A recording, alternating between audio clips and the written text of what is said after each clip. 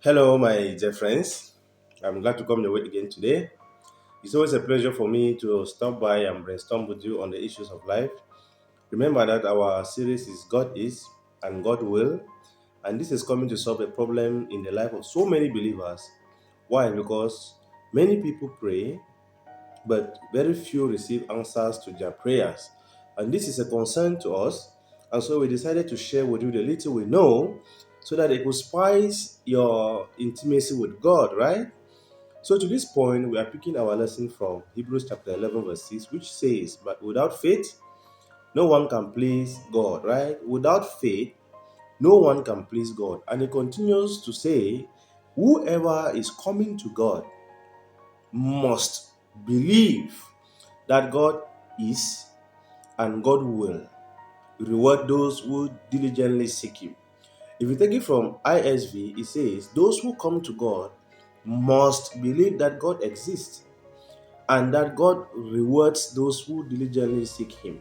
This is to tell you that anytime you think to go to God in prayers, to go to God in His Word, to go to God anyhow, right? Whether it's in prayers or it is in study or it is in research, there are some preambles that you must have concluded before starting that journey. If you don't do those things, what you are going to do will just be activities which will not result to anything, right? You can contact God through faith, and that faith must be meaningful, right? So let's just pick some few words in that verse alone. Whoever comes to God must believe that God exists. Note the word must. They are not seeking your opinion about it. They are not begging you about it. They are not seducing you about it.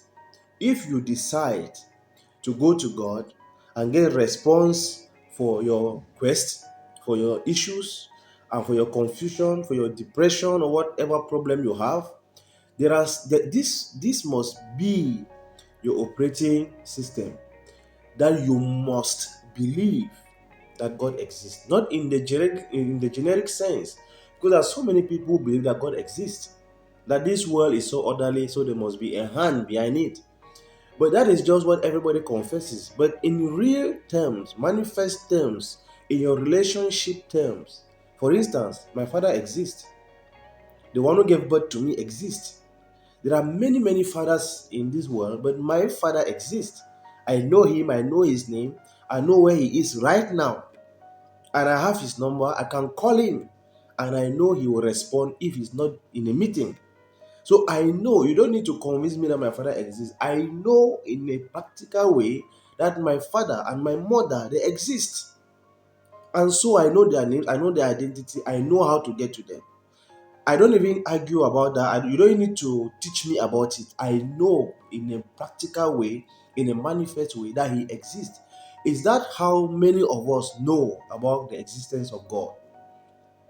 In that way, there's no need to call Him, because praying to Him is like calling Him. If my Father does not exist, and then I say, take my phone, I'm calling, who am I calling? Who is the one that is going to respond? Because fundamentally, at the back of my mind, He does not exist. And so many people who even say with their mouth that God exists, convincingly, deep down their hearts, they cannot say God exists in their life and in their story. So if He doesn't exist, there is no need to go to Him, because He says, whoever is coming to God must believe that God exists. That is what will even give you the assurance that if this man exists, then He will listen to me when I talk to Him. If this man is existing and he is who he is, then when I'm talking to someone who is listening, and at the end of the day, he will respond. So it is a must, my friends, and they are not asking your opinion, and you must have settled this. Don't go into prayers when you are not done with this, when you have not brought yourself to that consciousness of His existence. Your prayer will just be a waste of time. I wish you all the best, my dear friends. Bye bye.